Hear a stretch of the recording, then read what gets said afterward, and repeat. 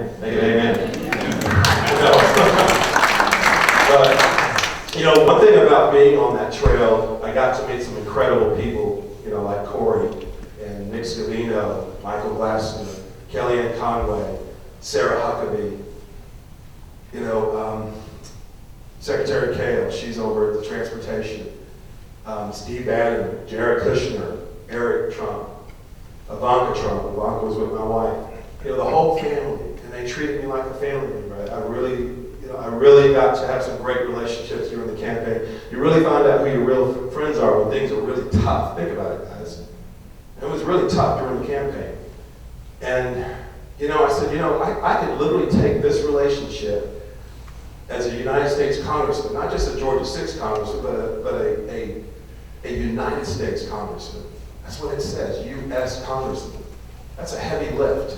It's also a heavy lift to say, whatever that we need that we could bring back to Georgia, I guarantee you there's no better negotiator than me in that ballot that people are running for. I guarantee you that. There's no one, nobody. Because the president, he all knows who we're all talking mess and hating and all. They know. Can't hide. So why not leverage that? Why not leverage that relationship? Think about it, guys. Leverage that relationship. We were blessed in Atlanta. We have such a great growth. We have the largest airport in the world. As of February 25th, we have the worst traffic corridor in the nation. Y'all know that? 400, 285. Number one, the worst. Whether you like light rail, heavy rail, extend MARTA, we don't want to extend MARTA, whatever. But at the end of the day, who will have a better play to try to fight to bring your tax dollars back to this district than me? No, seriously. Anybody? No, really. It's common sense. And here's the best part about this. One thing that really attracted me about supporting President Trump was this right here. Corey, you remember this. Not beholding to special interests. Not getting involved in PACs. And you saw him tweet about that one PAC that went and boogered up Dr. Price's deal in the House. We'll get to that in a second. And I was like, oh my God, that's so refreshing. A candidate that will not get in bed with special interest groups. That means he has no favors. Ladies and gentlemen, wait till we finish our appointments for ambassadors. Right, Corey? The president doesn't owe anybody anything. They don't owe it. He's free to choose the best qualified. All the cabinet members and all that. There was no pay to play. You know how refreshing that is for our republic? Think about it. Historically, Democrats and Republicans have it's always who raised the most money and who had the kickback, what lobbyists made the deal in order to get those appointments. Think about it. Think about how refreshing that is. Imagine a United States Congressman right here that had disavowed in writing, I will not accept any PAC money or any PAC support, no lobby money, no nothing. Right, Mayor Mike? Right. Yeah? Yeah. And that's why it's hard. That's why it's hard, guys. I remember a PAC called me right after the race. I shared it with Mayor Davis. And, I said, listen, I don't want to be involved, man. Just leave me out. Well, then we'll run against you. You see what I mean? And they're getting involved in the race right now. John Ossoff, that's a PAC. Club Growth, what do you say, Dan? What do you call it again? What's that PAC out there? Club for Growth. Club for Growth, the one the president hates, is already jumped in the race, going against another Republican, getting in bed with another Republican. All you got to do is disavow it, right? All you got to do is send out a press statement to the press. I disavow this. That's all you have to say. They won't do it. You know why? They want the money, Alice. That's right. It's hard, but let me tell you something. Nobody owns Bruce Livable except Jesus.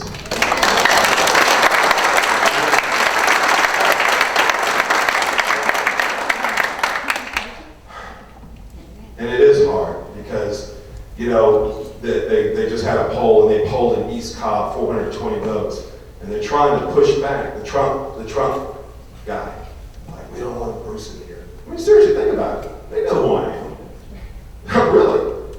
But they don't want someone that can go up there where they can't they have a connection to in terms of access. Access meaning pay to play. There's a candidates right now taking lobby fundraisers right now as we speak. right now as we speak, taking lobby money. Because that all of a sudden the lobbyist thinks they're their friends, and now they want to, hey, you're my best friend now. Only because they need access. Ladies and gentlemen, listen carefully on this. This applies to all races. City council, state house rep, state senate. When you look at the ballot, make sure that the candidate, he or she, what I just said is not linked to any special money or PAC. Trust me on this. Trust me. Because you have a president of the United States right now that proved it can be done. Think about it. 46 million, right, Corey, from the time of June 2015 to the primary, 46 million, right? 46 million, what they said is that lean. We're running a lean campaign. We're cash flowing, our bills are paid. I don't owe anyone, all my vendors are paid. We run a tight ship, that is true, Corey. That's the same way I run my business, because I got my wife.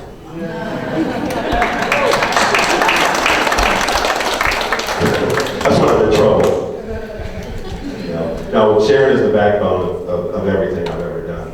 And I pretty appreciate it, honey. I love you.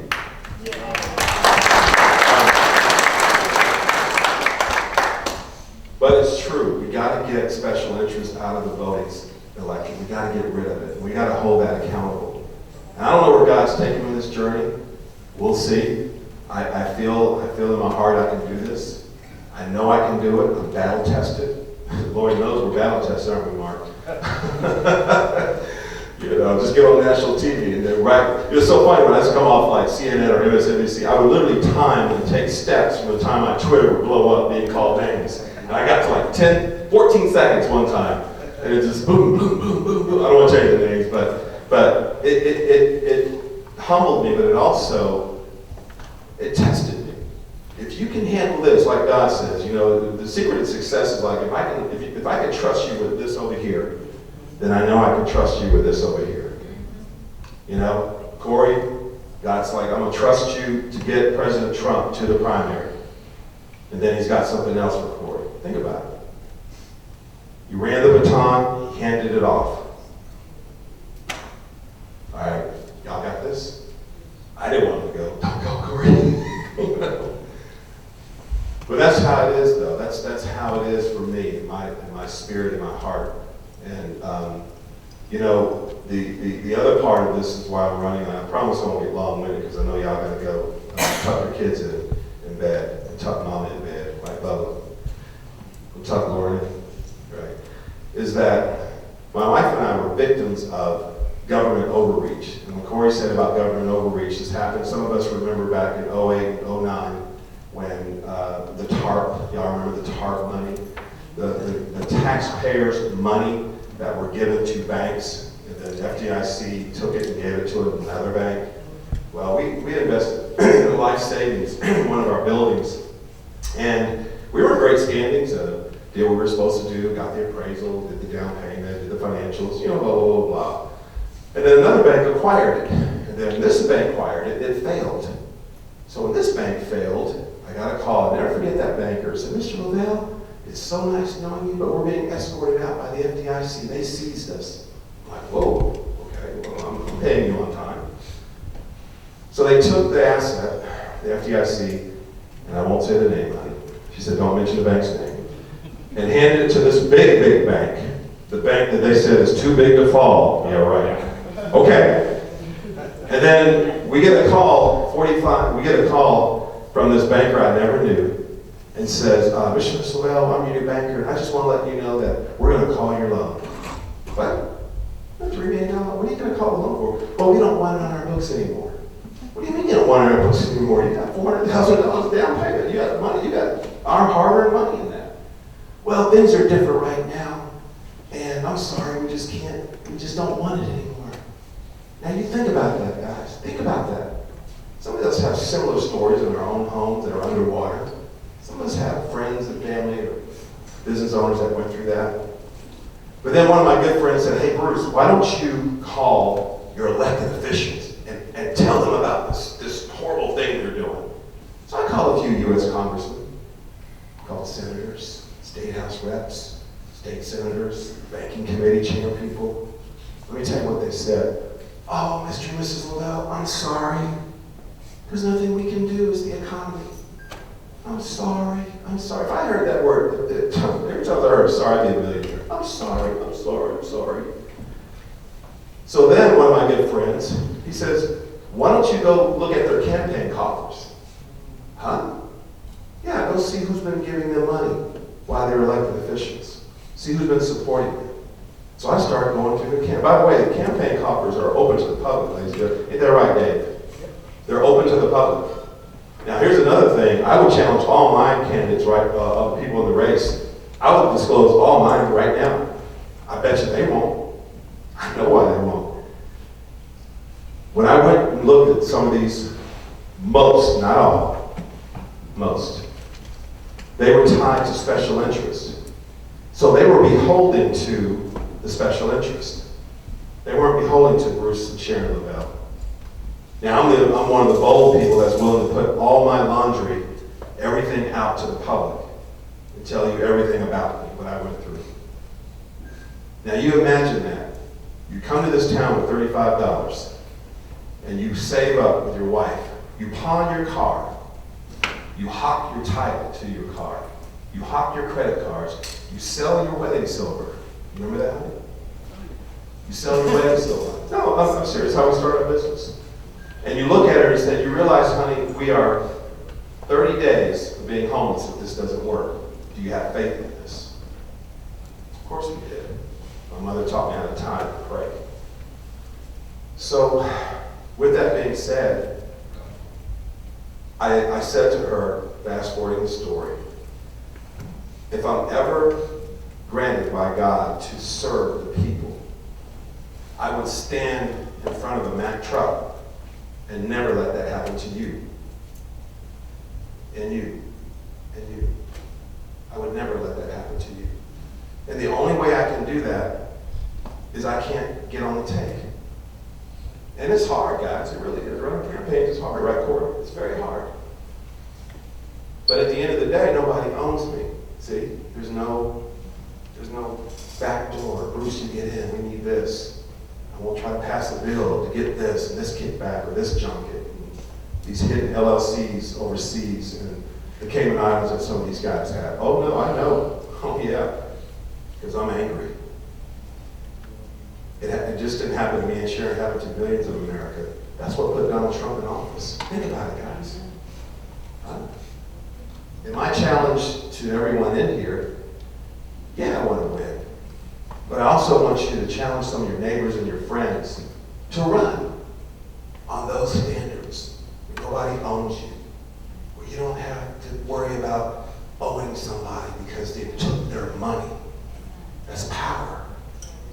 It's also power to the conscience to look your wife in the eyes and your children and your friends and know that you didn't sell out. That's peace for me. I don't know about you guys.